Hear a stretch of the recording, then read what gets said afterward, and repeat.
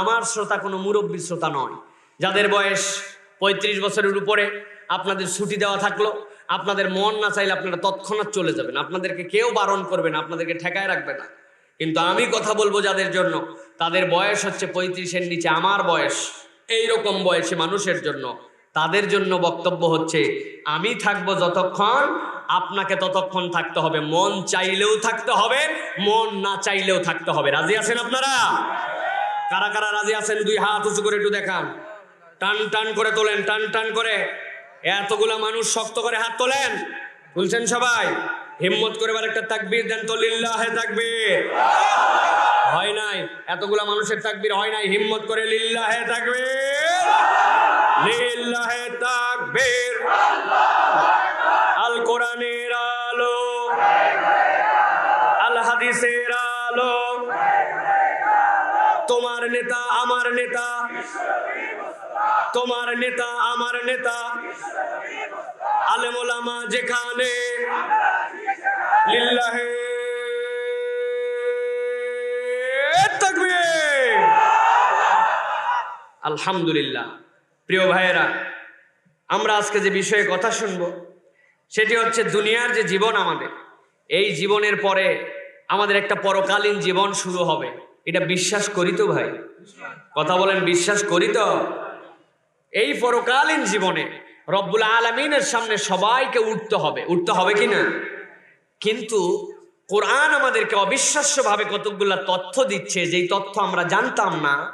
আল্লাহর কাছে যখন বান্দারা উত্থিত হবে, সব বান্দাগুলাকে আল্লাহ রাব্বুল আলামিন একভাবে কিয়ামতের দিনে তুলবেন না। আমরা কোরআনের তাত্ত্বিক বিশ্লেষণে বুঝি, কিয়ামতের দিনে আল্লাহ রাব্বুল আলামিন 5 ভাবে তার সামনে তার বান্দাদেরকে উত্থিত করবেন। কয় ভাবে? মানুষ এক, দুনিয়ার বুকে সবাই চোখ কান নাকওয়ালা মানুষ নামে হিউম্যান বিং, কিন্তু এই মানুষ যখন আল্লাহর আদালতে উঠবে, উঠার সময় এই মানুষগুলা সবাই একরকম ভাবে উঠবে না। আল্লাহ রাব্বুল আলামিন বিভিন্ন প্রক্রিয়ায়, বিভিন্ন অপরাধের কারণে আল্লাহর আদালতে সেই দিন মানুষগুলাকে উঠাবেন। আল্লাহর দয়া হচ্ছে আপনার আমার জন্য সবচেয়ে বড়, যে ওই দিনে যাওয়ার পরে মানুষ যদি উঠতো, আর ওই দিন পরীক্ষাটা এরকম হয়ে যেত, তাহলে সবাই ফেল করে যেত। কিন্তু রব্বুল আলামিন রহমান রাহিম নামের ওসিলায় দুনিয়ার একটা মানুষ যেন জাহান্নামে না যায়, একটা মানুষ যেন ফেল করে না যায়, এই জন্য আল্লাহ রাব্বুল আলামিন ওই দিনে উঠার ধরন এবং কি কি অপরাধ তাদের, ওই অপরাধ থেকে বাঁচবে কেমন করে, পুরা প্রক্রিয়াটা কোরআনের মধ্যে দিয়ে মানুষকে যুগের পরে যুগ প্র্যাকটিস করাইছেন, যাতে তার একটা বান্দাও জাহান্নামে না যায়। সুবহানাল্লাহ বলেন।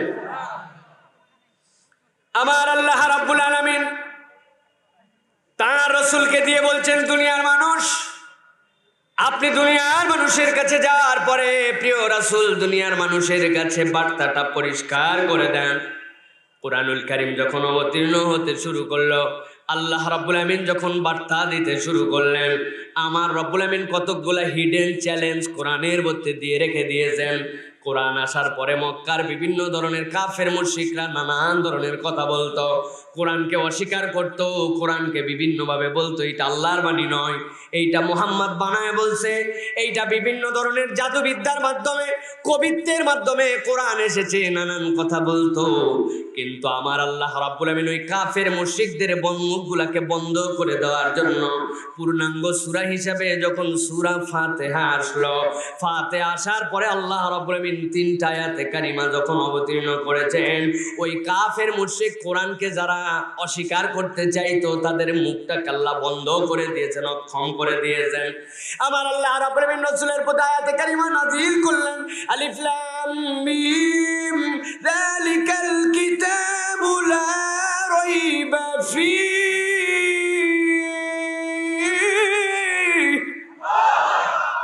আমার আল্লাহ রাব্বুল আমিন বললেন, আরবের মুশরিকরা প্রত্যেক বছর দারুন নদওয়ার মধ্যে বসে থাকতো। দারুন নদওয়ার মধ্যে বসার পরে তারা মানুষের জন্য একটা ডিক্লার দিয়ে রাখতো, মক্কায় যখন হজের সিজন হবে, যেই মানুষগুলা হজ করতে আসবে, আরবের যতগুলা জাজিরাতুল আরবের মধ্যে যারা আরবি ভাষাভাষী আছে, ওই মানুষগুলার কাছে বলা হতো আপনারা একটা কবিতা জমা দিয়ে যাবেন। আমাদের দারুণ দোয়ায় কবিতাগুলা পর্যালোচনা করা হবে। লাবিদ থেকে শুরু করে আবু জেহেল, বড় বড় যারা ওই সময়ের কবি ছিল, সবাই মিলে ওইটাকে পর্যালোচনা করবে, পর্যালোচনা করে দেখবে।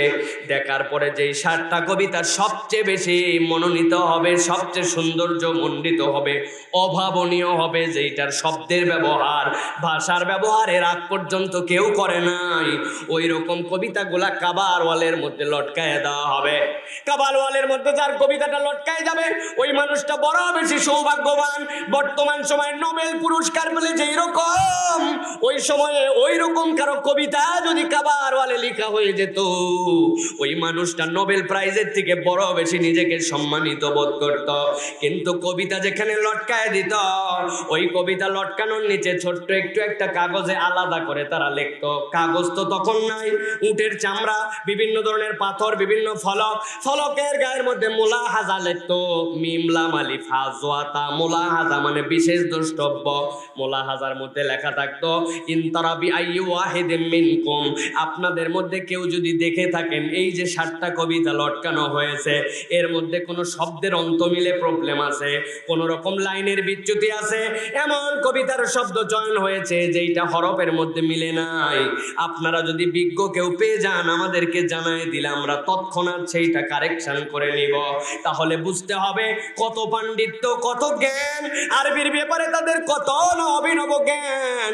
সেই মানুষগুলাকে যখন বলতে শুরু করলো কোরআন নিয়ে মন্তব্য, কোরআন এসেছে ভিন্নভাবে, এই কোরআন মুহাম্মদ বানায় বলে, নানান কথা যখন বলে, আমার রব্বুল আমিন তখন তাদের মুখগুলাকে বোকা বানানোর জন্য আমার রসুলের প্রতি আয়াতে কারিমা অবতীর্ণ করলেন, আলিফ লাম মিম যালিকাল কিতাবু লা রাইবা ফীহ। আমার আল্লাহ রাব্বুল আমিন বললেন, রাসূল আপনি যে বলেন, বসে আছে এই পাশে আবু জেহেল, তার পাশে উতবা, তার পাশে সাইবা, তার পাশে লাবিদ, তার পাশে মুগিরা, সবার সামনে আল্লাহর নবী যেখানেই যান সাথে সাথে আল্লাহর নবীকে প্রোটেক্ট করার জন্য সব সময় আবু লাহাব সাথে সাথে থাকে। আবু লাহাবের নামে যে এই কবিতাটা কোরআনে আল্লাহ যে সূরাটা অবতীর্ণ করেছেন, আবু লাহাব এমনি এমনি বলা হয় নাই। লাহাব মানে হচ্ছে আগুনের স্ফুলিঙ্গ, চেহারাটা এত লালটি, চেহারাটা এত সুন্দর, এত অভিনব দেখতে, মক্কায় দ্বিতীয় কোনো মানুষ নাই তার সৌন্দর্যের দিকে তাকায়া মানুষ বলে আবু লাহাব, মানে সে হচ্ছে স্ফুলিঙ্গের মতো সুন্দর। ওই আবু লাহাবের মৌলিক 2টা কাজ, 1 নম্বর আল্লাহর নবী যেখানেই যান ছায়া সঙ্গীর মতো সাথে সাথে যায়। আল্লাহর নবী বলছেন কুলু লা ইলাহা ইল্লাল্লাহ তুফলিহুন, তোমরা লা ইলাহা ইল্লাল্লাহ বলো সফল হয়ে যাবা। আল্লাহর নবী জায়গার থেকে সরে গেছেন, সাথে সাথে আবু লাহাব দাঁড়ায় বলছে মুহাম্মদ মিথ্যা কথা বলেছে, এই কথা তোমাদের মানার দরকার নাই। নাউজুবিল্লাহ। যেখানে আল্লাহর নবী যায় সাথে সাথে যায়। 2 নম্বর আরেকটা কাজ করে, ভালো করে ভূমিকা বোঝেন। 2 নম্বর কাজ হচ্ছে মক্কার যেই সকল গিরিপথ দিয়া 2 পাহাড়ের মাঝ দিয়ে কিছু রাস্তা আছে, মক্কার মধ্যে ঢুকা যায়, মক্কাটার চারিদিকে পাহাড় আর পাহাড়। ওই মক্কায় গিরিপথের মধ্যে যখন তারা ঢুকবে মক্কাতে উমরা করার জন্য, হজ করার জন্য, কুরাইশদের সম্মান আল্লাহ রাব্বুল আমিন দিয়েছিলেন একটা মৌলিক কারণে। তারা সুকিয়া জমজম, তারা মানুষকে জমজমের পানি খাওয়াইতো। ওই জমজমের পানি খাওয়ানোর কারণে তাদের আলাদা সম্মান ছিল। আরবের মধ্যে তারা এক সিজনে ইয়েমেনে যাইতো, আর এক সিজনে তারা সিরিয়ার দিকে ব্যবসা করতে যাইতো। রাস্তাঘাটে ডাকাতি হইতো, কিন্তু একবার যদি উটের মধ্যে ডাকাত পড়ে আর উটের পিঠের থেকে কেউ যদি বলে আনা মিন কুরাইশ, আমি কুরাইশের মধ্যে থেকে, ওই ডাকাতেরা পা ধরে মাপ চায়, ভুল জায়গায় হাত দিছি ভাই, মেহেরবানি করে আমাদেরকে মাফ করে দাও, তোমাদেরকে চিনতে পারি নাই, এত সম্মান তাদের। আবার আল্লাহ কোরআনেও বলেছেন লিলাফি কুরাইশ ইলাফিহিম রিহলাতাশ শিতাই ওয়াস সাইফ। আমার আল্লাহ রাব্বুল আমিন এই সম্মান তাদের দিয়েছিলেন। তারা মক্কায় কেউ আসলে পানি খাওয়ায়, কিন্তু আবু লাহাবের কাজ পানি খাওয়ানো নয়। মক্কার অলিগলিতে দাঁড়ায়, দাঁড়ায়া দাঁড়ায়া যখন কোনো লোক উমরায় আসতে চায়, তাদের কাছে যাওয়ার পরে বলে শোনো শোনো, কি জন্য আসছো মক্কায়? বলে তাওয়াফ করার জন্য, সাই করার জন্য, হজ করার জন্য, উমরা করার জন্য। বলে যা করার জন্য আসছো খুব ভালো কথা, তবে আগেই বলে রাখি মক্কায় একটা পাগল বেরিয়েছে, উন্মাদ, সবই বাপদাদার ধর্ম ত্যাগ ত্যাগ করে ফেলেছে, ও উল্টা পাল্টা বুঝায় মানুষকে, তার কাছে গেলে কিন্তু মানুষের ব্রেন নষ্ট হয়ে যায়। খবরদার বলে দিলাম, তাওয়াফ সাই করবে, সোজা বাড়িয়ে যাবে, ওর কাছে যেন যাবে না। লোকজন এতদিন পর্যন্ত দেখছে বাপরে মক্কায় ঢোকার সাথে সাথে জমজম খাওয়ায়, এখন দেখি তারা আগেই বলে দেয় উমুকের কাছে যাওয়া যাবে না, তুমুকের কাছে যাওয়া যাবে না। ওই মানুষগুলার মানুষের আরবির প্রবাদ আছে, আল ইনসানু হারিসুন ফিমা মুনিআ, যেই বিষয় নিষেধ করা হয় মানুষের আকর্ষণ বেড়ে যায়। কতক মানুষ চিন্তা করছে এমন ভিআইপি কোন পাগল রে যার কাছে গেলে মাথা নষ্ট হয়। যেহেতু সে নিষেধ করছে, আমরা সিদ্ধান্ত নিলাম হজ হলেও ভালো, না হলেও ভালো, উমরা হলেও ভালো, না হলেও ভালো, তাওয়াফ হলেও ভালো, না হলেও ভালো, এটা তো বছরকে বছর করি, তবে এই লোককে না দেখে এবার যাওয়া যাবে না। আল্লাহ রাব্বুল আলামিন এমন ভাবে হিকমত করলেন, মুহাম্মদ সাল্লাল্লাহু আলাইহি ওয়াসাল্লামের পরিচালক মুহাম্মদ সাল্লাল্লাহু আলাইহি ওয়াসাল্লামকে চালান। মুহাম্মদ সাল্লাল্লাহু আলাইহি ওয়াসাল্লাম তো নিজের ইচ্ছায় চলে না, ওরা মুহাম্মদ সাল্লাল্লাহু আলাইহি ওয়াসাল্লামের পক্ষ হয়ে বার্তাগুলো পৌঁছায় দেয়। বায়াতুল আকাবাতুল উলা যখন হলো, মদিনা থেকে কিছু মানুষ আসলেন। বায়াতুল আকাবাতে সানিয়া হলো, মদিনা থেকে কিছু মানুষ আসলেন। তাদের জবান দিয়ে তারা বলছেন, আমাদেরকে যখন নিষেধ করা হয়েছিল মুহাম্মাদের কাছে যেও না, তার কাছে দেখো না, সে সাহাবী, সে বাপদাদার ধর্ম থেকে বেরিয়ে গেছে, আমরা দিনের বেলা দেখা করতে পারতাম না, কিন্তু এই নিষেধ করার ফলে মনের মধ্যে আকর্ষণ হয়েছে। আমরা যখন রাত্রেবেলা যাইতাম, দেখতাম কাবার পাশে বসে বসে একজন কি যেন তেলাওয়াত করছে, দূর থেকে তার দিকে তাকাইলে এমন মনের মধ্যে আকর্ষণ হইতো, তার কাছে না যে সহ্য করা যাইতো না। আর যেই না ওই মানুষটার কাছে যাওয়া হইতো, মুখের দিকে তাকাইলে দুনিয়ার সব মানুষ সাক্ষ্য দিত, আর যাই হোক এই লোক কখনো মিথ্যা বলতে পারে না। আল্লাহু আকবার।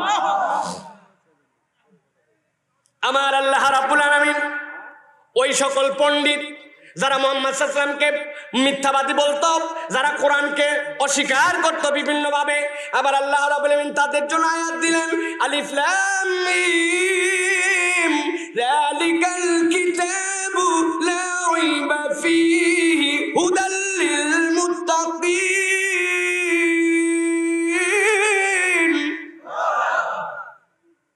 বলতেছেন বসে আছো সবাই, বলো আলিফ লাম মিম মানে কি? একজন আর একজনের মুখের দিকে তাকায়, তুই বল, তুই বল, তুই বল, তুই বল।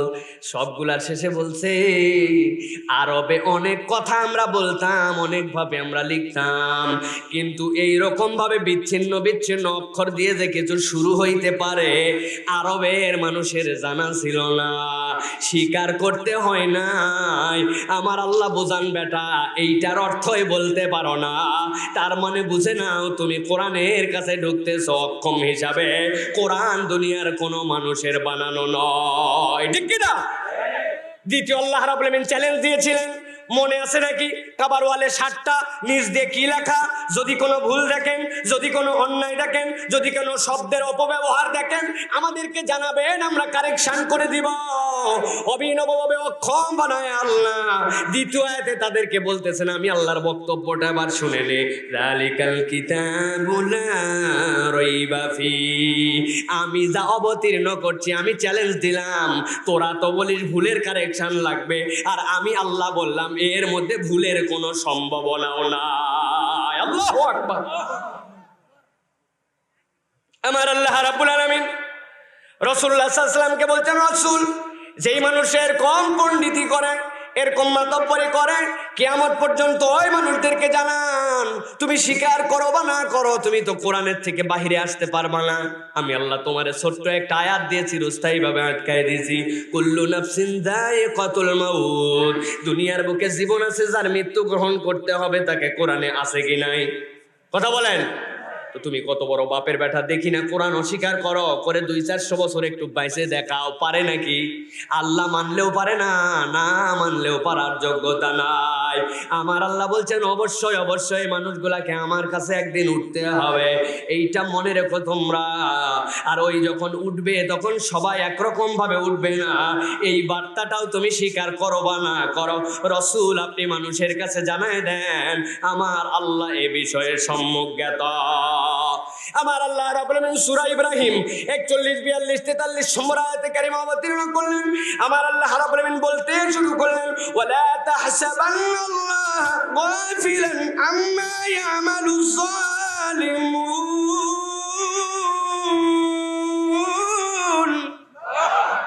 আমার আল্লাহ রাব্বুল আলামিন বললেন, হে রাসূল আপনি মানুষের কাছে যে বলে দেন, ওয়ালা তাহসাবান্নাল্লাহ, আল্লাহর ব্যাপারে তোমরা যেন কখনোই ধারণা করো না। কি ধারণা? আম্মা ইয়ামালুজ জালিমুন, আল্লাহ রাব্বুল আলামিন বোধহয় দুনিয়ায় যারা জুলুম করে তাদের ব্যাপারে বোধহয় আল্লাহ খবর রাখে না।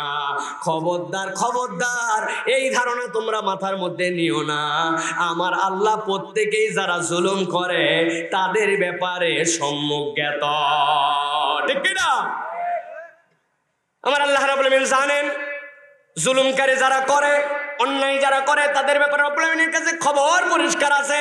তবে দুনিয়ার মানুষ মনে করে, আরে রব্বুল আলামিন তো আমারে ধরলো না, রব্বুল আলামিন তো আমারে ছাইরে দিয়ে রাখছে, আমি তো আটকাইলাম না, আমার তো কেউ কিছু বুঝলাম না, কেমনে জানি আমি পার পেয়ে যাচ্ছি। আমার আল্লাহ বলছেন, জেনে রাখো বান্দা, আমি রব্বুল আলামিন মাঝে মাঝে তোমাকে ছাড় দেই, তবে মনে রেখো রব্বুল আলামিন কখনো কাউকে ছেড়ে দেন না। ঠিক কি না? আমি রব্বুল আমিন বলতেছে, ও বান্দা, তোমার একটু ঘুড়ির সুতাটা ঢিল দিয়ে রাখছি, কিন্তু টানলে রব্বুল আমিনের কাছে আসা ছাড়া তোমার কোনো উপায় নাই। দুনিয়ার মানুষ অনেক সময় দুনিয়াতেও বোঝে না, একজন আরেকজনের প্রতি জুলুম করে, কিন্তু আল্লাহ রব্বুল আমিন হিসাব অনেক সময় বরাবর করে দেন। ঠিক কি না? এক লোক নাকি গ্রামের মধ্যে পনির বানাতো, দুধগুলাকে জড়ো করে করে আস্তে করে খামির করার পরে পনির হয়ে যায়। পনির কেটে কেটে, অনেক দেশে আছে যেখানে পনিরের ব্যবহার আছে, পনির দিয়ে খায়, দুধ কাটে, ছানা ছানা থেকে পনির বানায়। গ্রামের মানুষ শহরে বিক্রি করার জন্য নিয়ে আসছে, আনার পরে এরকম পোটলা বানায় বানায় নিয়ে আসছে। দোকানদারকে বলছে, পনির নিবেন নাকি? বলে হ্যাঁ নিব। তোমার পনির কেমন দেখি তো? একটু মুখে দিছে, দিয়ে খেয়ে দেখছে, খেয়ে দেখে দারুণ তো পনির, তার খুবই সুন্দর পনির পছন্দ হয়ে গেছে।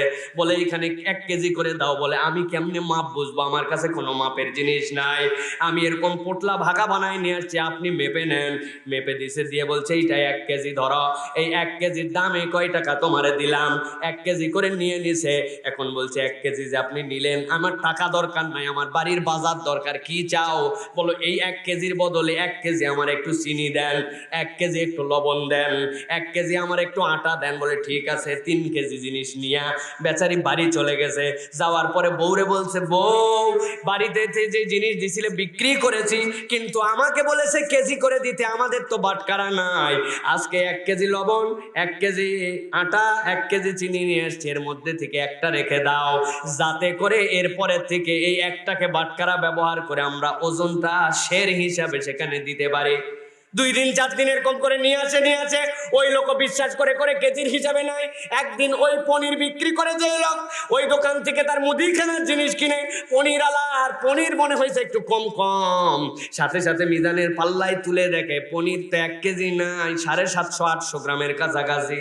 ডাক দিছে ওই গ্রামের ভদ্রলোকে, দিকায় বেয়াদব কোথাকার, তোরে সরল বিশ্বাস মনে করছিলাম, মাপতাম না জিনিস, 1 কেজি করে দিয়ে যাও, আর আজকে ওজন করে দেখলাম 750 থেকে 800 গ্রাম। তুমি এত বড় টাউল বাটপার, কতদিন ধরে আমারে ধোকা দাও, ব্যাপারটা কি? লোক তো হাউমাউ করে চিৎকার করে বলছে, আমি কখনো এরকম করি নাই। বললেই হবে নাকি? দেখো তো মাইপে দেখায় 1 কেজি আছে নাকি? বলে সত্যি তো 1 কেজি নাই। বলে শুনেন স্যার, আমার বাসায় কোনো বাটকারা নাই, আমার বাসায় কোনো ধরনের এরকম শেরের বাটকারা নাই, তো মাপো কি দিয়ে? কই ওই যে প্রথম দিন আপনার কাছে পনির দেওয়ার পরে আপনি যে 1 কেজি চিনি দিয়েছিলেন, ওই চিনি তো আমি বাটকারা হিসাবে ব্যবহার করি। আমার আল্লাহ রাব্বুল আমিন বলছেন, ভালো করে খেয়াল করো, ওয়ালা তাহসাবান্নাল্লাহ গাফিলান আম্মা ইয়ামালুজ জালিমুন।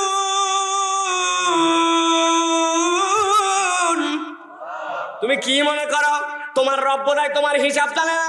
তোমার রব বোধহয় তোমার বরাবর করার যোগ্যতা রাখেন না? আরে ভাই, দুনিয়ায় অনেক সময় বরাবর হয়ে যায়, বান্দা নিজে বুঝতেও পারে না কেমনে কেমনে যেন হিসাব মিলে গেল। খুব খেয়াল করে দেখেন, আপনাদের এলাকায় রাজবাড়ি আছে, আপনাদের এলাকায় বিভিন্ন ধরনের গৌড় আছে, বিহার আছে, আছে না? দেখছেন না আপনারা?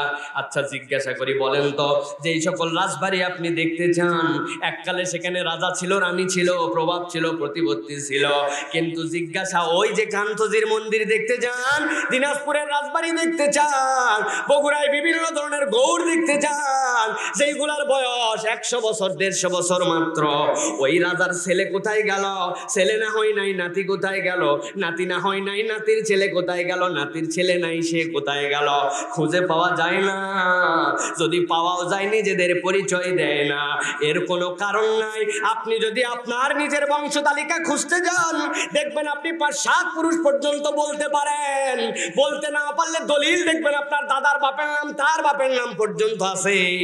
হয়তো রাজার হালে নাই, কিন্তু কোন রকম টিকে আপনি আছেন। কিন্তু ওই সকল মানুষরা যুগে যুগে এমন জালেম ছিল, আমার আল্লাহ তাদের বিল্ডিং এর ভগ্নাংশ রাখছেন, কিন্তু জালেমের বংশদেরকে খুঁজে পাওয়া যায় না।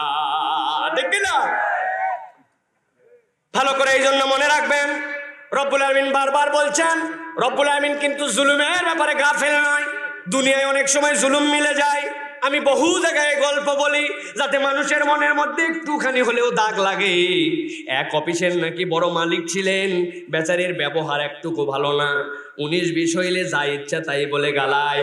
একদিন তার ম্যানেজার একটুখানি ভুল করছে, এমন বকা বকছে, এমন গালি দেওয়া দিছে, যেই গালি দেওয়া সহ্য করা মানুষের পক্ষে সম্ভব নয়। অনেক সময় মানুষ মায়ের সহ্য করতে পারে, মুখের কথা সহ্য করা কঠিন, ঠিক কি না?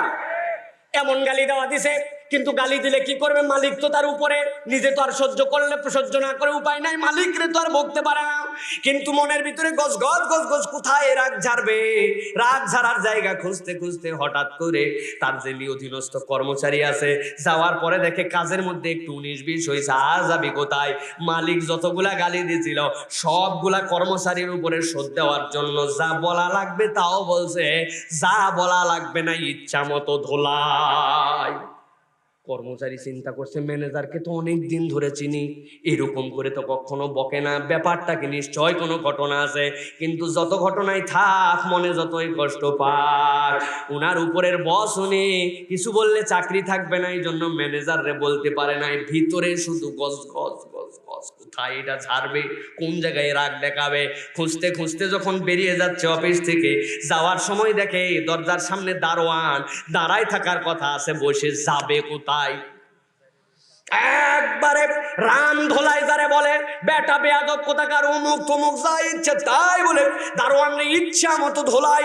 দারোয়ান চিন্তা করছে, প্রত্যেক দিন এই কর্মচারীর সাথে দেখা হয়, আমি তো বসেই থাকি, আজকে এত গরম, এত দাপট, এত অন্যায় কথা বললো, ব্যাপারটা কি? কলিজাটা তো ছিঁড়ে যায়, কিন্তু বলার তো কিছু নাই। উনি আমার উপরের কর্মচারী, আমি হচ্ছে অফিসের সবচেয়ে নিচে, আমার নিচে তো আর কেউই নাই, ছাড়বো কোথায়? অফিস টফিস বন্ধ করে বাড়ি গেছে, যাওয়ার পরে ভাত খেতে বসছে, ভাত খায় তরকারি দিয়ে এক লোকমা, ভিতরে তো গজ গজ, মুখের মধ্যে দিছে। আল্লাহর কি কাম, মুখের মধ্যে যেই না দিছে, তরকারির সাথে দেওয়া আস্ত একটা বগুড়ার কাঁচা ঝাল গালের নিচে, যেই না গেছে গালের নিচে। এটা তো তার ভুল, দেখতে পাই নাই, কিন্তু যাবে কোথায়? বউরে ডাক দিছে দিয়া, ওরে বাবা রে বাবা, কাঁচা ঝালের যা ঝাল, অফিসের ওই যে উপরের যে ঝাল, সব ঝাল দারোয়ান বাবা বইয়ের উপরে দিছে দোলাই। গালা গালি, বাপ দাদা গোষ্ঠী তুলে। বউ বলতেছে, দোষ আমার কোথায়? ভাত নিছো তুমি প্লেটে, কাঁচামরিচ তো প্রতিদিনই দিয়ে রান্না করি, আজকে মুখে গেছে তোমার ভুলে, কই আবার মুখে মুখে কথা বলিস, দিলাম তালাক, ঠিক কিনা?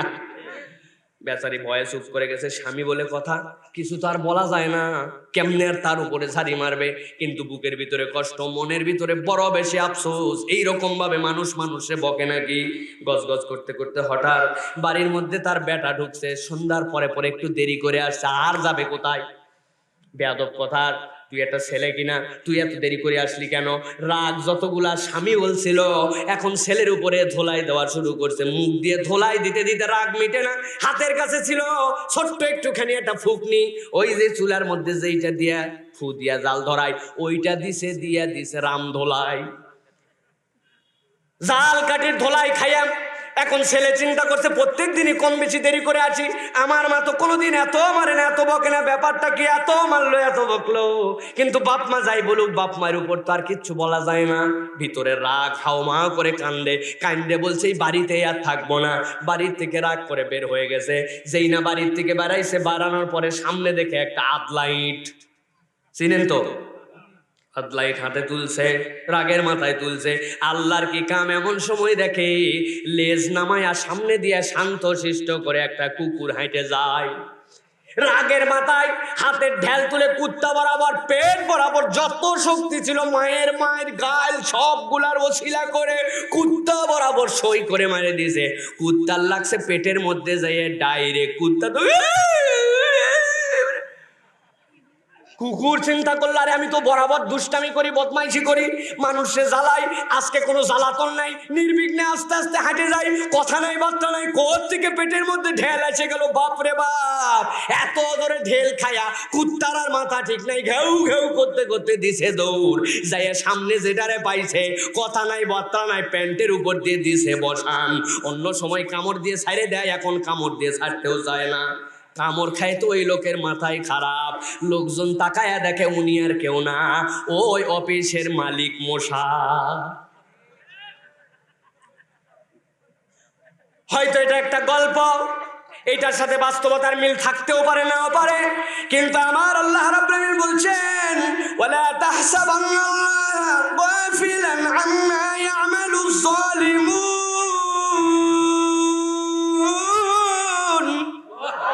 ও দুনিয়ার মানুষ, তোমার এই হিসাব দুনিয়ায় বরাবর হোক বা না হোক, তোমার রব যে কেউ যদি জুলুম করে কারো প্রতি, এইটার খবর যে আল্লাহর কাছে পুরাপুরি আছে, এই বিষয়ে তুমি আল্লাহকে দুর্বল ভেবো না। ঠিক কি না?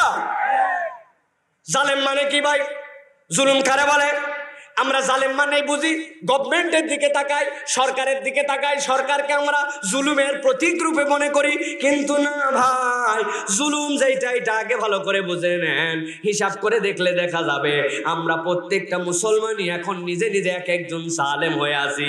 আপনি এমন একজন স্বামী, আপনার স্ত্রী শরীয়ত সম্মতভাবে যেই ধরনের আচরণ পাওয়ার কথা, আপনি অল্প একটু 19-20 তার সাথে বান্দির মতো আচরণ করেন, গালাগালি করেন, গায়ে হাত তোলেন, এমনকি আপনি তার সাথে হারামজাদি বলেও সম্বোধন করেন, এরকম স্বামী বগুড়াতে নাই। হারামজাদি মানে আপনার বউরে আপনি বলার মানে বুঝেন, আপনি বুঝাইছেন সে হচ্ছে একটা অন্যায়ভাবে পয়দা হওয়া কন্যা। আপনারা কে বিয়ে করতেছে বলে তাকে, কে তাকে আপনাকে বিয়ে করতে বলেছিল? একটু ভেবে চিন্তে আপনার কথাটা বলেন ভাই। এমন ভাবে যেই কথাটা বললেন, হয়তো বেচারি দুর্বল, হয়তো বেচারি কিছু বলতে পারে নাই, কিন্তু মনে রেখেন আমার আল্লাহর আদালতে কড়াই গন্ডায় হিসাব মিলায়া তারপরে কিন্তু যাওয়া লাগবে। আপনি মাদ্রাসার শিক্ষক, বিশেষ করে আমাদের হেফজোখানার যে ওস্তাদেরা আছেন, ওরে বাবা রে বাবা, উনার অধীনে যে ছাত্র তাদেরকে এমন মারা মারে, এমন ধোলাই দেওয়া দেয়, ইচ্ছা মতো মেরে তাদের পিঠের চামড়া পর্যন্ত তুলে ফেলে দেয়, আর মনে করে আমি বিরাট বড় ভালো কাজ করতেছি, কারণ ফরজ এলেম শেখানোর জন্য আমরা তারে ধোলাই দিচ্ছি। আপনি ভুলের মধ্যে আছেন। শিক্ষক শোনেন, কান লাগান, মাদ্রাসার হুজুর ভালো করে বোঝেন। মনে করছি তো আমরা হুজুর, আমাদের কোনো জালেম না, আমাদের কোনো রকম অন্যায় নাই। ভালো করে বোঝেন আপনি কোরআনের আয়াত পড়েছেন কিনা। আল্লাহ কোরআনে অবতীর্ণ করে, আল্লাহ বড় আদর করে 3টা আয়াত নাজিল করেছেন। আর রহমানু আল্লামাল কুরআন খলাকাল ইনসানা আল্লামাহুল বায়ান। আর রহমান মানে কি? যিনি অতীব দয়ালু, যার দয়ার উপর আর কোনো দয়া নাই। আল্লাহ বলছেন আর রহমান, যিনি দয়ালু তিনি আল্লামাল কুরআন, যিনি দয়ালু তিনি কোরআন শিখান। একটু মাথা খাটান, একটু বিবেক খাটান। আল্লাহর আরো 99টা সিফাতি নাম আছে। আল্লাহ যদি কোরআন শেখানোর সাথে কঠোরতার হিসাব করতেন, তাহলে তো বলতে পারতেন আল কাহার আল্লামাল কোরআন, আল আজিজ আল্লামাল কোরআন, আল ওয়াহাব আল্লামাল কোরআন।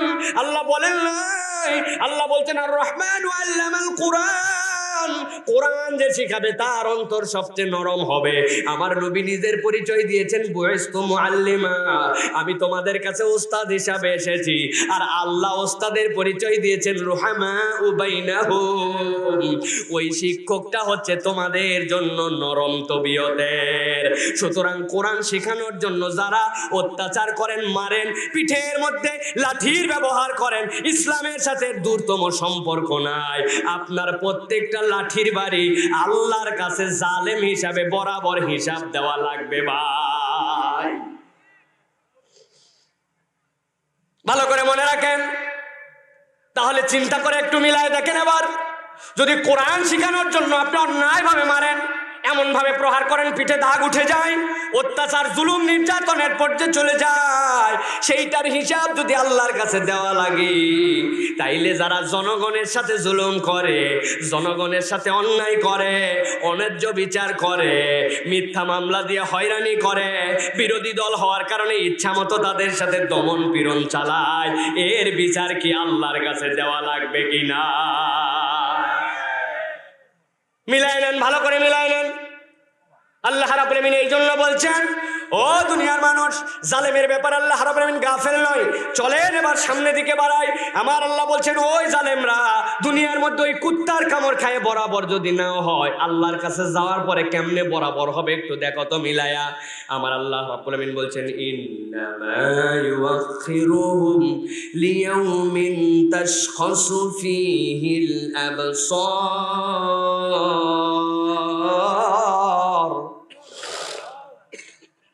আমার আল্লাহ বলছেন, কিয়ামতের দিনে এই মানুষগুলোর হিসাব বরাবর করা হবে, এই মানুষগুলাকে আল্লাহর কাছে উঠানো হবে। আমার আল্লাহর কাছে যখন তারা উঠতে শুরু করবে, আমার আল্লাহ রাব্বুল আলামিন বলছেন তাদের অবস্থা কি হবে জানো নাকি? আমি আল্লাহর কাছে যখন জালেমরা উঠবে, তাশখাসু ফীহিল আবসার, আমি আল্লাহ তাদের চোখগুলাকে বিস্ফোরিত করে দিব। এমন ভাবে তাদের বিস্ফোরিত চোখ থাকবে, যেই চোখে আর কোনোদিন পলক ফেলার যোগ্যতা থাকবে না। আল্লাহু আকবার। প্রত্যেক দিন আপনি 23,000 বারের উপরে পলক ফেলেন, কতবার? মোবাইলে কত পার্সেন্ট চার্জ আছে একটু দেখেন তো, মোবাইলটা চেক করে দেখেন। কারো আছে 8%। যদি 8% 10% হয়ে যায়, সারাদিন খালি পোঁত পোঁত পোঁত পোঁত, মানে কি সিগন্যাল দেয়, চার্জ দে চার্জ দে চার্জ দে, ঠিক কিনা? বিরক্তের ঠালায় আপনি ঢুকায় দেন, ঢুকানোর সময় আবার একবার কোঁত করে উঠে, মানে বোঝাই নিছি, তাই না? প্রিয় ভাই, সামান্য একটু সারাদিন মোবাইল ব্যবহার করেন, কয়বার খোলেন আর কয়বার বন্ধ করেন? একটু মোবাইলটা টাইম দেখার জন্য খোলেন, বন্ধ করেন। সারাদিনে 20-30 বার, 50 বার, 100 বার খোলেন, হিসাব করছেন। তারপরে চার্জ দেওয়া লাগে, না দিলে আপনার মোবাইল বন্ধ হয়ে যায়, নতুন করে আর অন অফ হয় না। অথচ এই চোখটা 23,000 বার প্রত্যেক দিন আপনার পলক ফেলে, যেই রব অটোমেটিক ভাবে পলক ফেলান, চার্জ দেওয়া লাগে না, ওই রব কি আপনার হিসাব নেওয়ার খবর রাখেন কিনা? আমার আল্লাহ রাব্বুল আলামিন বলছেন, এই জন্য প্রথম উদাহরণ দিচ্ছেন, ইন্নামা ইউআখিরুহুম লিয়াউমিন তাশখাসু ফীহিল আবসার।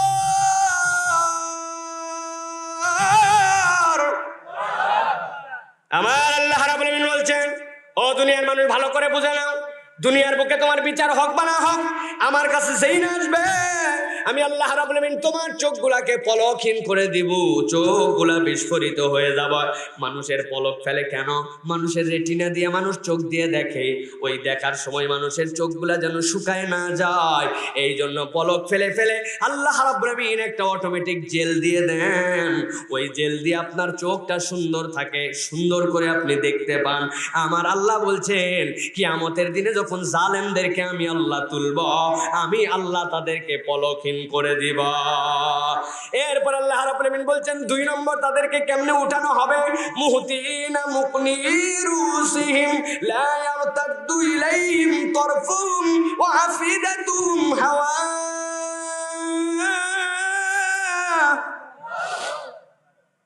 আমার আল্লাহ রাব্বুল আলামিন বলছেন, ওই মানুষগুলা, যেই মানুষগুলা দুনিয়ার বুকে বড় দাপট করে চলেছে, বড় অহংকার করে চলেছে, দুনিয়ার বুকে বীর দর্প তাদের মধ্যে ভাবছিল। কারণ কি?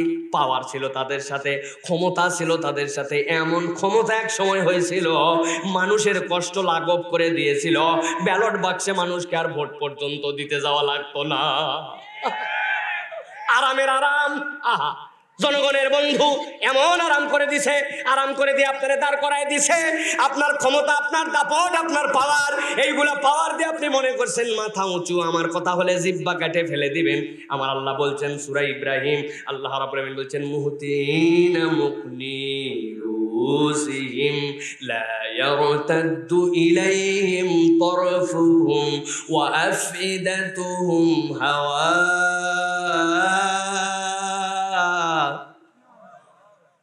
আল্লাহ বলছেন ওই মানুষগুলার মাথাগুলাকে রব্বুল আমিন ফিক্স করবেন, উপর দিকে মাথা ফিক্সড হয়ে যাবে, আর কোন রকম ভাবে মাথা নড়ে না। মাথা যখন ফিক্সড হবে, আল্লাহ রাব্বুল আমিন বলছেন লা ইয়ারতাদ্দু ইলাইহিম তারফুহুম, আল্লাহ বলছেন ডানের দিকেও আর মোচড় দিতে পারে না, বামের দিকেও মোচড় দিতে পারে না। চোখ বিস্ফোরিত, চোখ আর বন্ধ হয় না, মাথা উপর দিকে। কিয়ামতের দিনে রব্বুল আমিন তুলে দিবেন। যেই না অন্য মানুষরা দেখবে তাদেরকে, ওই মানুষগুলা দেখেই বুঝতে পারবে এর জ্বর নাকি এর আমাশয়। কিরে, গা গরম গরম লাগে তোর? মনে হয় তুই পানিতে ভিজছিস, হালকা হালকা হালকা বৃষ্টি হয়েছিল তাই না? আবার কথাও দেখি নাকের মধ্যে গেছে, নাক বারবার। তোর কিন্তু জ্বর আসার সম্ভাবনা আছে। এক্ষুনি বললাম মোড়ের দোকানতে যে যা একটা নাপা খেয়ে ফেল। কথা বলেন। মাথা গরম দেখে জ্বর বোঝা যায়। কয় আমার পেটের ভিতরে খালি কামড়াচ্ছে। কয় মানাই করছিলাম আগে উতাল পাতাল খাস না, ওই সকল ফালতু দুধ দিয়ে দুধ চা নাম দিয়েছিস, কনডেন্স মিল্ক দিয়ে চা খাইছিস, আবার 2 খান টোস্ট ভিজায় খাইছিস, পেট কামড়াবে না মানে কি? যা এক্ষুনি যা, ডায়রিয়া হওয়ার সম্ভাবনা আছে কিন্তু, যে এটা ফ্লাজিল খা, না হলে অন্তত স্যালাইন খা। পেট কামড় দেখে বাঙালি বুঝে ডায়রিয়া হতে পারে। কপালের মধ্যে হাত দিয়ে বোঝা যায়, নাক যদি ছ্যান ছ্যান করে বোঝা যায় জ্বর আসতে পারে। আমার আল্লাহ বলছেন কিয়ামতের দিনে দুনিয়ায় তুমি যতই ভিআইপি মুড নিয়ে চলো না কেন, চোখগুলা বিস্ফোরিত করে ঘাটটা লক করে দিয়ে ডানে বামে যখন নড়বে না, দুনিয়ার দুর্বল দুর্বল মানুষ যাদেরকে গুণ নাই, কোরআনের পক্ষে থাকার কারণে তাদেরকে ইচ্ছা মতো নির্যাতন করেছ, ওই মানুষগুলা দেখে বুঝে ফেলবে ইনাদের পরিচয় হচ্ছে ইনারা দুনিয়ার ভিআইপি জালে। আমার আল্লাহ রাব্বুল আমিন বলছেন এই 2 অবস্থা পার হওয়ার পরে 3 নম্বর আরেকটা অবস্থা হবে, খেয়াল করেন কি অবস্থা। আমার আল্লাহ বলছেন ওয়াফিদাতুহুম হাওয়া।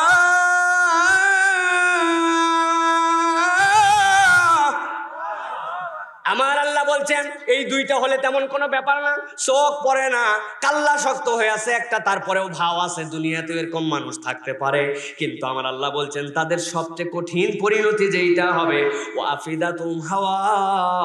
আল্লাহ রাব্বুল আমিন তাদের অন্তরটাকে উদাস বানায় দিবেন, হতাশা দিয়ে তাদের অন্তরকে কিয়ামতের দিনে ভরায়া দিবেন। মানে বুঝেন না এইটার?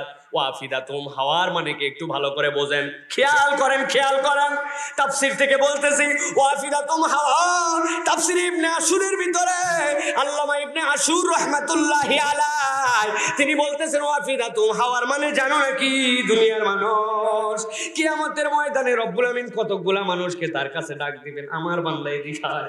বান্দা আল্লাহর কাছে মাথা নিচু করে চলে আসছে। আমার আল্লাহ আমলনামা খুলে দেখাবেন, এই তো দেখ তো দেখ, তুই ইকরা কিতাবাক কাফা বিনাফসিকাল ইয়াউমা আলাইকা হাসিবা।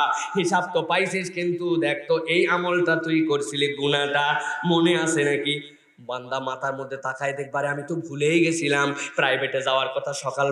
সকালবেলা উঠে রওনা দিছি, শীতের সকাল, সাইকেল নিয়ে যাচ্ছে। যাওয়ার পরে দেখে একখান গাছ বাড়ির মধ্যে থেকে বেরিয়ে আসে, বড়ের গাছ সামনে, ওয়াল ছাড়ায় সামনে আসছে। আহা, পাইকে পাকে বোর সুন্দর, কিছু কিছু বোর আছে সুনিমুনি। কি বোর?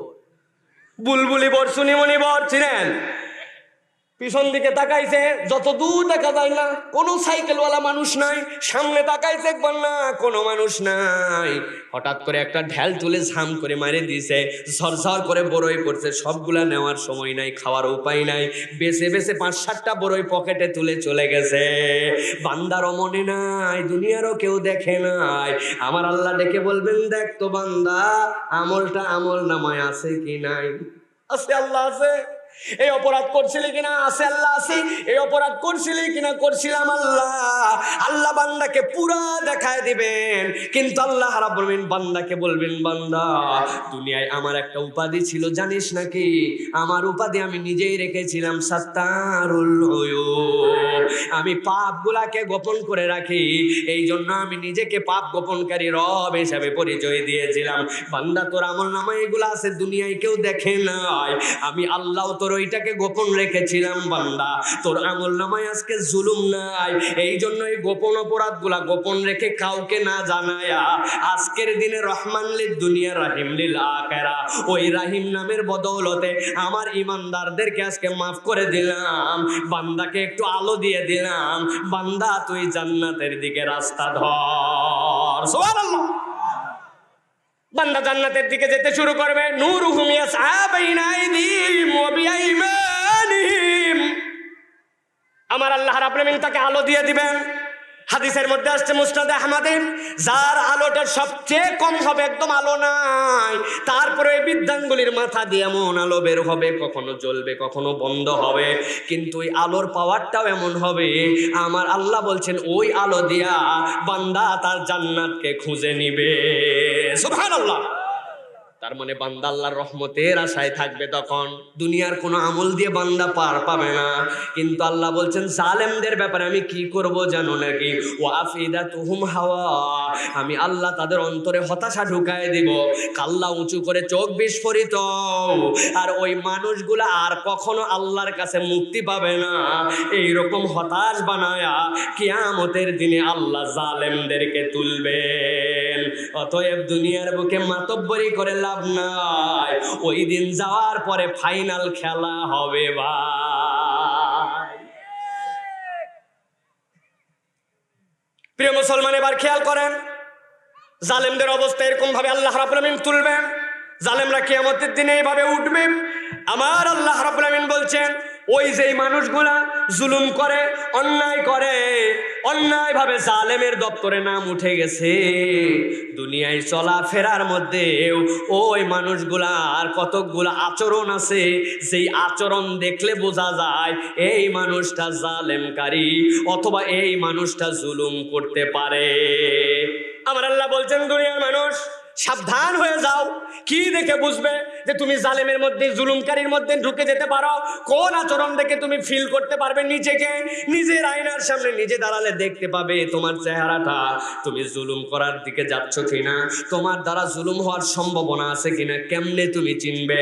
আমার আল্লাহ বলছেন, দুনিয়ায় থাকতে আমি দুইটা নিদর্শন তাদের জন্য দিয়ে দিলাম, রসুল এইটাও আপনি তাদেরকে জানায় দেন, আপনার একটা উম্মত যেন জালেমের কাতারে না যায়।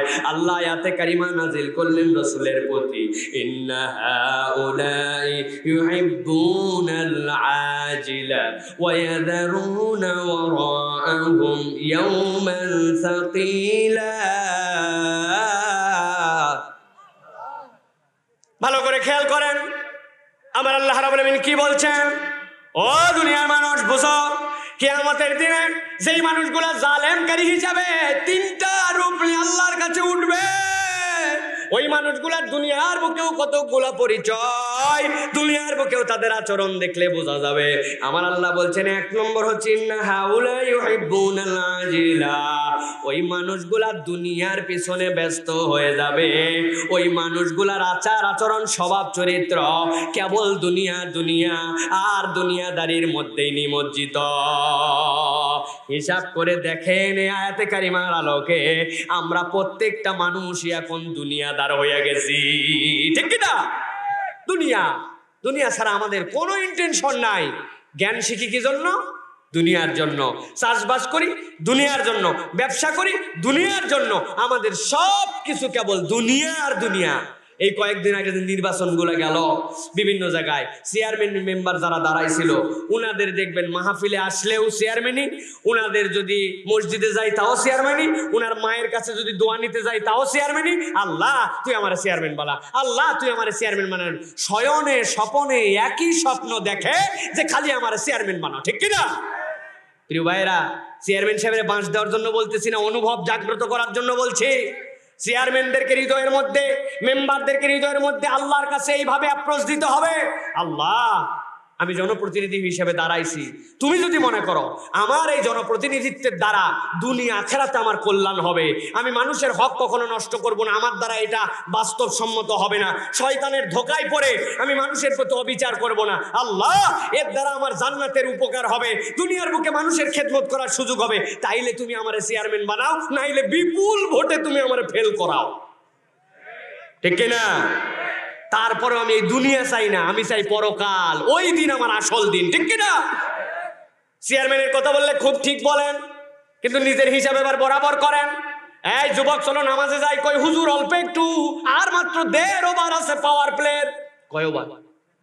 বললাম পাওয়ার প্লে মানে? কয় হুজুর সব প্লেয়ার এখন ভিতরে আছে, এখন সাকিব আল হাসান বাংলাদেশের জান, খালি উপর দিয়ে তুলে তুলে 4-6 মারবে। উনি 1.5 ওভারের নাম বলছে, 1 ওভার হতে লাগে 3.5 মিনিট, মধ্যে বিজ্ঞাপন বিরতি, এর মধ্যে সাকিব আল হাসান হচ্ছে ফটাস হয়ে গেছে, এই জন্য আরো 1 মিনিট নাই, উনার আসরের নামাজ পড়া হয় নাই। এইরকম যুবক আমাদের বগুড়ায় নাই। দুনিয়ার দুনিয়া, আপনার চালচলন সব দুনিয়া, আপনার পিতামাতার দুনিয়া, আপনার আচরণ দুনিয়া, আপনার সব দুনিয়া। ফজরের নামাজের পরে অনেক মুরব্বী আছে কান্দের মধ্যে কোদালখানা নিয়ে মাঠের দিকে যায়। জিজ্ঞাসা করছো চাচা এত সকালবেলা আপনি মাঠের দিকে যান কেন? কই বাজান আগের মতো আর কাজ করতে পারি না, রোদ উঠে গেলে আমি আর আইল কাটতে পারবো না, এই জন্য রোদ উঠার আগে শলক হওয়ার আগে আমি একটু আইল কাটতে যাই। মুরব্বীর উদ্দেশ্য অনেক সময় ভিন্ন ভাই, উনার সাথে যার জমি লাগানো ওই পারের জমিওয়ালা এখনো আইল কাটতে পারে নাই, উনি আইল কাটার নাম করে 1/2 বিঘা জমি একটু ঠেলতে চায়। আছে না ভাই? ভালো করে মনে রাখেন কি জন্য করতেছে। অল্প একটু জমি বড় হবে, একটু 2 গোছা ধান বেশি লাগাবে, অল্প একটু ধান বেশি হবে, ওইটা বেচবে, দুনিয়ায় বাড়ি ঘর বানাবে। আমার আল্লাহ বলছেন উলাইকা ইন্নাহা উলাইয়ু হিব্বুনাল আজিলা, যারা দুনিয়ার মোহাব্বত হৃদয়ের মধ্যে একবারে পাকাপোক্ত করে ফেলবে, এরা ধীরে ধীরে জুলুম করা শুরু করবে। ঠিক না? ওনার টাকা বেশি দরকার, কন্ট্রাক্টরি সরকার দিছে তারে কাজ। আরে যমুনা সেতুর উপরের যে সেতু আর সংযোগ যতটুকু, ওইটা যে কবে 90-95 সালে বানাইছে, 2000 সালে, এখনো ভাঙলো না। আর যমুনা সেতু তারপরের থেকে ওই পারে এলাঙ্গার এই পার, আর এই পারে বগুড়া পর্যন্ত অন্তত 20 বার রাস্তা হয়েছে 20 বছরে, রাস্তা কিন্তু টিকলো না।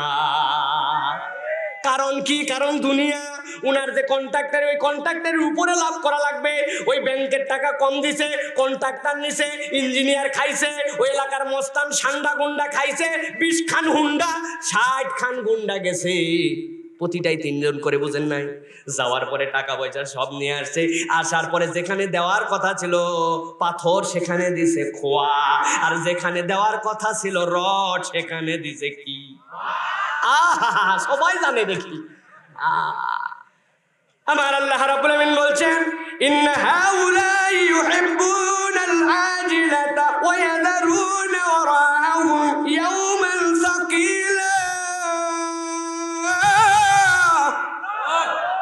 ওই মানুষগুলার 2টা রোগ। তাহলে দুনিয়াদার আমরা, দুনিয়া লাগবে আমাদের। অনেকে আবার মনে করে দুনিয়ার আবার কি লাগবে, ওই জন্য হুজুরদেরকে আবার উল্টা পাশ দেয় না। হুজুরের সংসার চলে হাওয়া দিয়া, হুজুরের বউ রান্না করে পানি দিয়া, আর হুজুরের বাড়িতে আগুন লাগে না, আসমান থেকে আল্লাহ রাব্বুল আমিন তাওয়ার নিচে হাওয়া পাঠায়া গরম করে। এই জন্য মসজিদের ইমাম সাহেবের বেতন দেয় 8,500, পুরা মাসের সব ওয়াক্ত ভাগ করলে পরে 8 টাকা 56 পয়সা। তারপরে সভাপতি সাহেবের গরম কি? হুজুর বুঝলাম না তো, ডিজিটাল ঘড়ি কি আপনি চোখে দেখেন না? 1টা 30 মিনিট 6 সেকেন্ড হয়েছে, আপনি এখনো একামত দেন নাই কা? ওরে বাবা, 6 সেকেন্ড দেরি করছে জন্য সভাপতি সাহেবের গরম। সভাপতি সাহেব ইমামরে কিনে নিছে, গোলাম। আছে না? আছে না? সভাপতি সাহেব নামাজ ঠিক মতো পড়ে না, হ্যাঁ, মসজিদে ঠিক মতো আসে না, কিন্তু এলাকার উনি একটা পাওয়ার আছে ওনার, ওই পাওয়ারের কারণে উনি সভাপতি। আমার আল্লাহ রাব্বুল আমিন বলছেন বেশি দেরি হবে না, আল্লাহর কাছে আনার পরে এমন ভাবে সাইজ করবেন আল্লাহ, ওই দিন টের পাবি ঠেলা কেমন। দুনিয়া লাগবে আপনার, দুনিয়া অবশ্যই লাগবে। যদি না লাগতো আল্লাহ কেন বলছেন রব্বানা আতিনা ফিদ দুনিয়া হাসানা, আল্লাহ বলছেন দুনিয়া লাগবে, কিন্তু টার্গেট কি? আল মাজরাউল আখিরা। দুনিয়া হচ্ছে তোমার শস্য ক্ষেত্র। তুমি চেয়ারম্যানই করো কেন? আমার জনগণ যেন ভালো থাকে, আমার জনগণের সাথে যেন কোনো রকম খারাপ আচরণ না হয়, সর্বোচ্চ স্বার্থটুকু গভর্নমেন্টের কাছ থেকে না, আমার জনগণকে যেন আমি দিতে পারি। আল্লাহ এখান থেকে 1 পয়সার ভাগ আমি চাই না। আমি তোমার কাছে কিয়ামতে উজরত চাই। আপনার চেয়ারম্যানও হবে, সাথে সাথে যতক্ষণ দায়িত্বে থাকবেন ফেরেশতারা আপনাকে ইবাদতকারী হিসাবে আমলনামায় লিখতে থাকবে। ঠিক কি না? আল্লাহ রাব্বুল আলামিন বলছেন 1 নম্বর তাহলে কি হবে আমাদের? দুনিয়া চলবে কিন্তু আখিরাতকে টার্গেট করে। আমার আল্লাহ বলছেন কতকগুলা বান্দা তাও একটু দুনিয়ার বুকে দুনিয়াদারি কম আছে, কিন্তু কতকগুলা বান্দা আছে আল্লাহ বলছেন ওয়াযারুনা ওয়ারাহুম ইয়াওমান সাকিলা। দুনিয়ার কথা তাও আল্লাহর কথা মাঝে মাঝে মনে করে, জুম্মার দিন মাঝে মাঝে ইকামত শুনে মসজিদে তাও দৌড় দেয়, কিন্তু পরকালকে একবারেই ভুলে গেছে। যারা পরকালকে ভুলে যায় ওদের দ্বারা দুনিয়ায় সব কিছু করা সম্ভব ভাই। ঠিক কিনা? সব কিছু করতে পারবে। পরকালকে যদি ভুলে যায়, দুনিয়ায় দেখেই না কেউ, ওর যা ইচ্ছা তাই করতে পারবে। ও নিজের মারেও মারতে পারবে, মাও বাচ্চারা জবাই করে দিতে পারবে। ঠিক কিনা প্রিয় ভাইরা? এই জন্য দুনিয়াদার একবারে হওয়া যাবে না, পরকালকে ভুলে যাওয়া যাবে না। ঈমানদার সব সময় সব কিছু আল্লাহর দিকে তাকাই করবে। আল্লাহ বলছেন ফামান কানা ইয়ারজু লিকা রাব্বিহি ফালইআমাল আমালান সালিহা ওয়ালা ইউশরিক বিইবাদাতি রাব্বিহি আহাদা। যারা পরকাল আল্লাহর সামনে দাঁড়ানোকে ভয় করো, আমি আল্লাহ রাব্বুল আলামিন বলে দিলাম বান্দা আল্লাহ রাব্বুল আলামিনের জন্য দুনিয়াতে ভালো কাজ করো, আল্লাহর সাথে রব হিসেবে কাউকে শরীক করো না। তোমার রব একজন আল্লাহ, আইনদাতা আল্লাহ, বিধানদাতা আল্লাহ, ক্ষমতার মালিক আল্লাহ। এইটা স্বীকার করে যদি দুনিয়ায় তুমি চলতে পারো, আমি আল্লাহ বললাম নাজাতের একটা ব্যবস্থা আমি আল্লাহ করে দিব। সুবহানাল্লাহ বলেন। আর একটু বলবো, আছেন আপনারা? আছেন? ভালো করে খেয়াল করেন।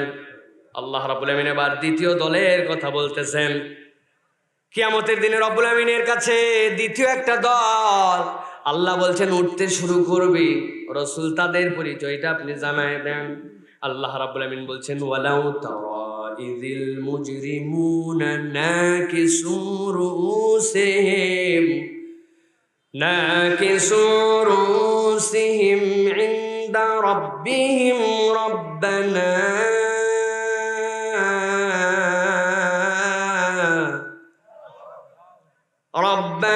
بصرنا وسمعنا فارجعنا نعمل صالحا إنا موقنون। আমার আল্লাহ রাব্বুল আমিন দুনিয়ার মানুষকে বলছেন রাসূল আপনি দ্বিতীয় একটা দলের কথা বলেন। এই আলোচনা করে আজকের আলোচনা শেষ। ঠান্ডা মাথায় একটু অনুভব করেন, হৃদয় দিয়ে একটু অন্তরের কান খুলে দেন, কোরআন শুনেন একটু। এইটুক সময় যে বসে আছেন আল্লাহর কাছে এটা নাজাতের উসিলা হতে পারে। আল্লাহ রাসূল বলছেন বান্দা যখন জান্নাতের মধ্যে যাবে, যাওয়ার পরে বান্দার আর কোনো আফসোস থাকবে না, বান্দার অন্তরের মধ্যে কোনো হুতাশ থাকবে না। তবে একটা আফসোস জান্নাতেও থাকবে। কি আফসোস ইয়া রাসূলুল্লাহ? বলে জান্নাতে যাওয়ার পরে বান্দা যখন দেখবে তার জন্য দুনিয়ার বুকে আল্লাহর জন্য যে সময় ব্যয় করেছিল, যে যত সময় ব্যয় করছে তার মর্যাদা জান্নাতে তত বৃদ্ধি পাইছে, ওই বান্দা তখন আফসোস করবে, বলবে আল্লাহ জান্নাত দিছো তো বড় খুশি আছে, কিন্তু হায় হায় রে দুনিয়ায় যদি আর একটুখানি আল্লাহর জন্য সময় দিতাম, আর একটু যদি কোরআনের জন্য সময় দিতাম, আর একটু যদি আল্লাহ রাসূলের কথা শোনা মানার নিয়তে যদি আর একটু বসতে পারতাম, জান্নাতের এই জায়গায় নয় আরো উপরে আমার জায়গা হয়ে যাবে। সুতরাং যারা এখানে বসে আছেন হয়তো শয়তান খোঁচাচ্ছে, জানা কথায় অত ভাল লাগে না, কোনো গল্প বললো না, আন্দাজি কি একটা কথা বলতেছে, চল দেখি যা দেখি। মিসাই মোল ফোন বাইর করছে, ফোনে কোনো কলই আসে নাই। হ্যালো, হ্যাঁ হ্যাঁ হ্যাঁ মাহফিলে তাছে আসতেছি, এখনই আসতেছি, জরুরি লয় বলে মিসাই কোনো কল নাই, কিছু নাই, শুরুত করে কাইটে পড়ে গেছে। শয়তানের কম ওয়াসওয়াসা কিন্তু আমাদেরকে দেয় কিনা? ভালো করে বোঝেন আমার আল্লাহ রাব্বুল আমিন কি বলছেন। দ্বিতীয় দলের পরিচয় 10 মিনিট গভীর মনোযোগে বোঝেন। আল্লাহ বলছেন ওয়ালাউ তারা ইযিল মুজরিমুনা নাকিসু রুউসিহিম ইনদা রাব্বিহিম রব্বানা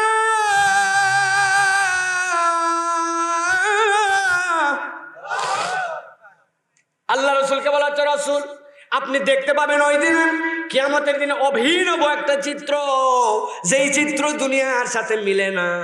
আল্লাহ বলছেন আপনি দেখবেন, যদি আপনি দেখতেন ইজিল মুজরিমুনা নাকিসু, ওই দিন আল্লাহর কাছে যারা মুজরিম আর অপরাধী হয়ে যাবে তাদের মাথাগুলা কেমন ভাবে নিচের দিকে হালানো। কেন এই কথা আল্লাহ বললেন? অন্য আয়াত আল্লাহ তার ব্যাখ্যা করছেন। আমার আল্লাহ রাব্বুল আলামিন বলছেন সালামুন কওলাম মির রাব্বির রহিম ওয়ামতাজুল ইয়াওমা আইয়ুহাল মুজরিমুন। আমার আল্লাহ বলছেন দুনিয়ার মানুষ একটু খেয়াল করে দেখো, দুনিয়ার বুকে আমি রব্বুল আমিন তোমাদেরকে মৌলিকভাবে পার্থক্য করি নাই। দুনিয়ার বুকে এমন লোক আছে ফজরের নামাজে সবার আগে মসজিদে হাজির হয়ে যায়, আছে না ভাই?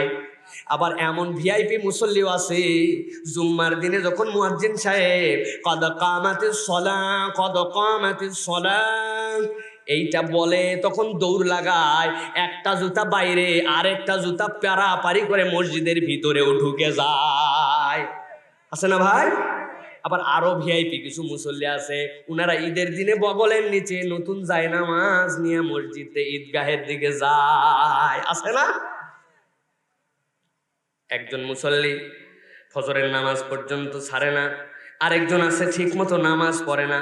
দুইজনই জমি লাগাইছে, জমির মধ্যে দুইজন ইরি বুনছে, ইরি লাগাইছে, দুইজন আলু লাগাইছে, 1 বিঘায় 1 বিঘা সমান সমান 20 কাঠা দুইজনার জমি।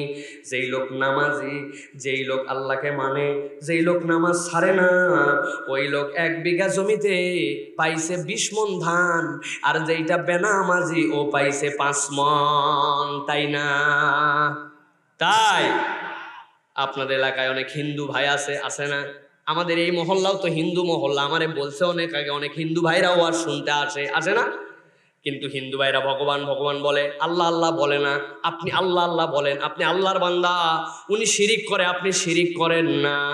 হিন্দুর জমি আপনার পাশে, দুইজনই আখ লাগাইছেন, কুষার লাগাইছেন, কুষার যখন তুলছেন, তোলার পরে হিন্দুর জমির থেকে একটা কুষার কামড়াত দিয়েছেন মুখের মধ্যে, আরে তিতার তিতা, আর মুসলমানেরটা মিষ্টির মিষ্টি, তাই কথা বলেন।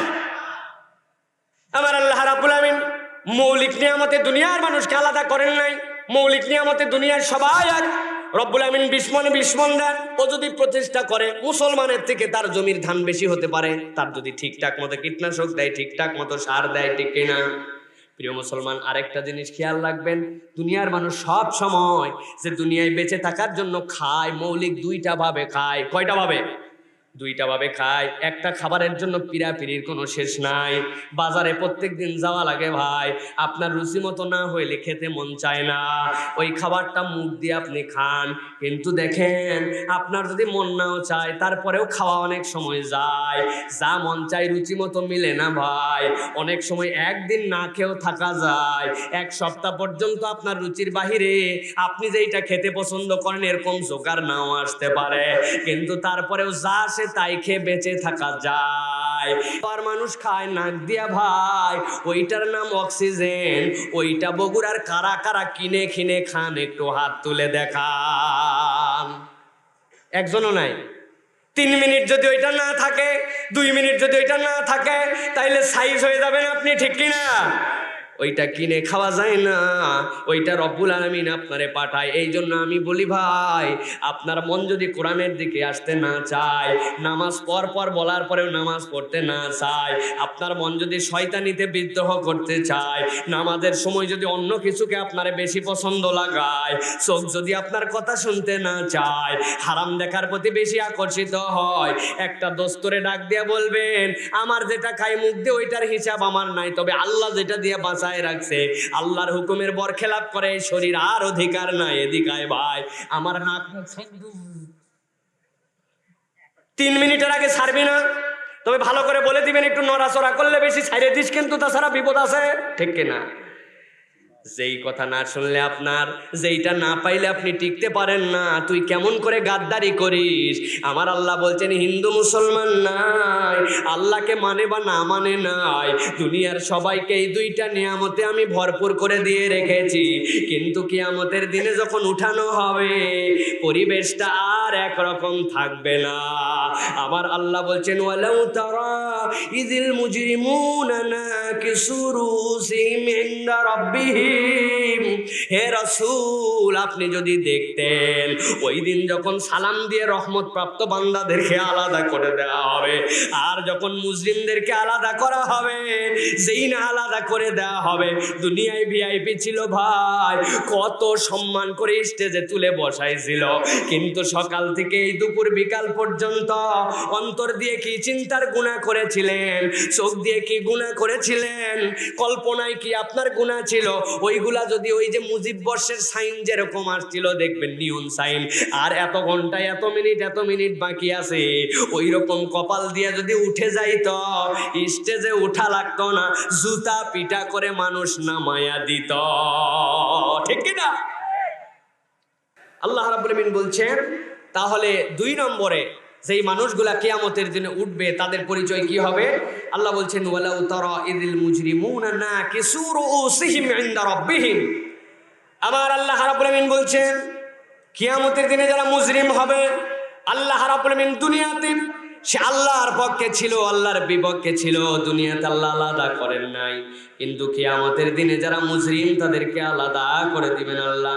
আলাদা করে দেওয়ার পরে রব্বুল আমিন বলবেন এক দলের মাথা উঁচু করেছিলেন, আর যারা মুজরিম হিসাবে আল্লাহর কাছে গ্রেফতার হবে তাদের কাল্লার হাড্ডিটা ভেঙে দিয়ে রব্বুল আমিন মাথাটাকে নিচু করায় দিবেন না কেসুরুসিহিম। দুনিয়ায় কত দাপট নিয়ে চলছিল, কিন্তু আল্লাহ কিয়ামতের দিন ওই দাপট আর রাখবেন না, মাথাগুলাকে রব্বুল আমিন নিচু করায় রব্বুল আমিনের সামনে হাজির করবেন। যেই না তাদের মাথাগুলা নিচু হবে, আমার আল্লাহ রাব্বুল আমিন বলছেন ওই মানুষগুলা মাথা নিচু করে রব্বুল আমিনের সামনে যখন আসবে, আসার পর রব্বুল আমিনের সামনে একটা কথা বলতে শুরু করবে, রব্বানা আবসারনা ওয়া সামি'না।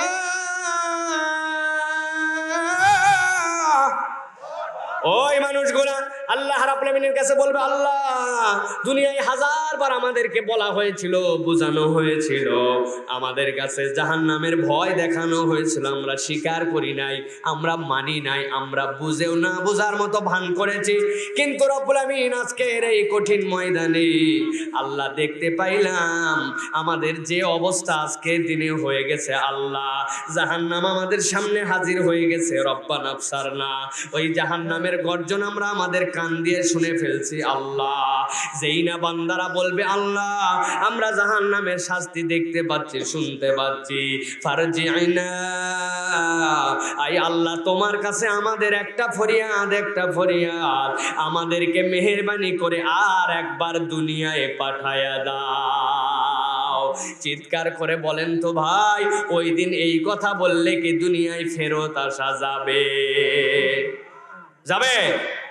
আমার আল্লাহ রাব্বুল আমিন কি কথা বলবেন, এই মুজরিমেরা আজকের দিনে আযাব নাকি ডেকে ফেলছিস, আবার আমার কাছে বলছিস ফারজি'না, আয় রব্বুল আমিন আমাদেরকে দুনিয়ায় পাঠায় দাও। কেন দুনিয়ায় যেতে চাস? এতদিন তো দুনিয়ার বুকেই ছিলি, আবার কেন দুনিয়ায় যেতে চাস? ওই অপরাধীরা তখন আল্লাহর কাছে বলতে শুরু করবে, আল্লাহ 2টা কারণে দুনিয়ায় যেতে চাই। 1 নম্বর কারণ না আমাল সলিহা ইন্না মুকিনুন, আল্লাহ একবার যদি দুনিয়ায় পাঠাও আমরা তোমার কাছে বলতে চাই, আল্লাহ এবার দুনিয়ায় গেলে আর ধানাই পানাই করব না, নেক আমল করে করে আর ঈমান পূর্ণ করে আবার ফেরত আসব। বলেন তো আল্লাহর কাছে এই 2 আবদার কি ওই দিন গ্রহণ হবে? হবে? তাহলে মুজরিমরা কি অবস্থায় যাবে? মাথা ভেঙে যাবে, মাথা নিচু, না কিছু ইন্না রব্বিহিম, রবের কাছে মাথা নিচু করে আসবে। আসার পরে বলতে শুরু করবে, আল্লাহ আজকের দিনে আল্লাহ এমন মুজরিম আমাদের ভাইদেরকে আমাদের থেকে আলাদা করে দিয়েছ, আজকের দিনে আযাব আমরা দেখে ফেলছি, শুনে ফেলছি, সব সত্য প্রমাণিত। আমরা দুনিয়ায় ফেরত যেতে চাই, আমরা একটু নেক আমল করব আর পূর্ণ ঈমানদার হয়ে আসব। তার মানে বোঝা যায় দুনিয়ার বুকের থেকে কারো যদি নেক আমল আর ঈমানের ঘাটতি থেকে যায়, ওই দিন যাওয়ার পরে কিন্তু বান্দা মুজরিম হিসাবে গ্রেফতার হয়ে যাবে, ঠিক কি না? এই জন্য দুনিয়ায় থাকতে নেক আমল বাড়ান ভাই, যে কয়দিন আছেন কাজে লাগান। নামাজ রোজাকে একমাত্র নেক আমল ভেবেন না, নামাজ রোজা ঠিক করতে হবে, পর উপকারী মন মানসিকতা নিতে হবে, দেশের জন্য কাজ করতে হবে, দশের জন্য কাজ করতে হবে, অন্তত পক্ষে অন্তরটাকে হিংসা বিদ্বেষ মুক্ত ভাবে আল্লাহর পছন্দনীয় বান্দাতে নিজেদেরকে রূপান্তর করতে হবে। বাঙালির অন্তরের থেকে হিংসাযুক্ত অন্তর মনে হয় বর্তমান পৃথিবীর আর কোনো মানুষের নাই, ঠিক কিনা? কারো একটু উন্নতি হলে আমি দেখতে পারি না, উমুকের ছেলে একটু ঢাকায় চান্স পেয়ে গেছে, উমুকের ছেলে ভালো হয়েছে, আগে দোকানের কর্মচারী ছিল এখন দোকান দিছে, আগে জমি জমা ছিল না এখন একটু হয়েছে, আপনার সহ্য হয় না, কলিজাটা পুড়ে যায়, তার মানে বুঝবেন দুনিয়ার বুকে এখন আপনি মানুষ হতে পারেন নাই, ঠিক কিনা? প্রিয় ভাইয়েরা, এই জন্য দুনিয়ার থেকে কিয়ামতের দিনে আল্লাহর কাছে যদি ধরা খেতে না চান, আল্লাহর কাছে যদি বাঁচতে চান, আল্লাহ বলছেন দুইটা জিনিস, না'মাল সালিহা, দুনিয়ার বুকে নেক কর্ম করে যাও, আর 2 নম্বর আল্লাহ রাব্বুল আমিন বলছেন আর আল্লাহর কাছে ইন্না মুকিনুন, ঈমানের ক্ষেত্রে কোনো স্যাক্রিফাইস নাই, ঈমান পূর্ণ করে যাও, ঈমানের থেকে দামি সম্পদ তোমার কিছু নাই।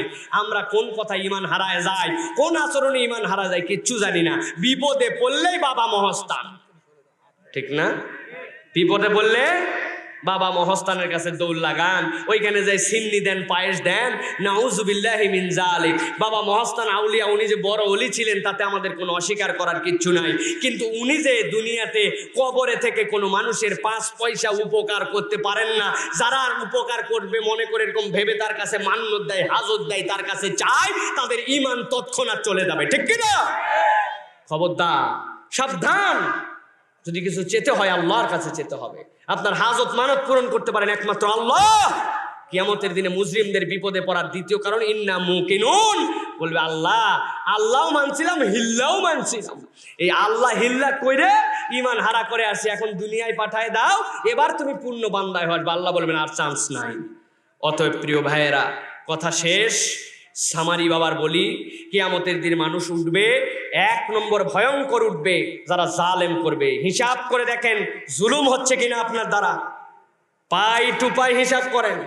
জুলুম থেকে বাঁচতে হবে, নচেত আল্লাহর কাছে চোখ বিস্ফোরিত করে, কাল্লা শক্ত করে, অন্তর উদাস করে আল্লাহ তুলে দিবেন, বাঁচার উপায় থাকবে না। আর দুনিয়ার বুকে কেবল যারা দুনিয়াদের আখেরাতকে ভুলে থাকবে, অটোমেটিক তারা জুলুমের মধ্যে রূপান্তরিত হবে। 2 নম্বর যারা অপরাধী হিসাবে আল্লাহর কাছে উঠবে, কাল্লা ভেঙে দিবেন আল্লাহ, মাথা নিচু করবে, জাহান্নামের আযাব দেখাই দিবেন, তারপরে শুনাই দিবেন, এরপরে তাদের মুখ দিয়ে বের করবেন আল্লাহ দুনিয়ায় যেতে চাই। আল্লাহ বলবেন দুনিয়ায় যাওয়ার উপায় নাই। কেন যেতে চাও?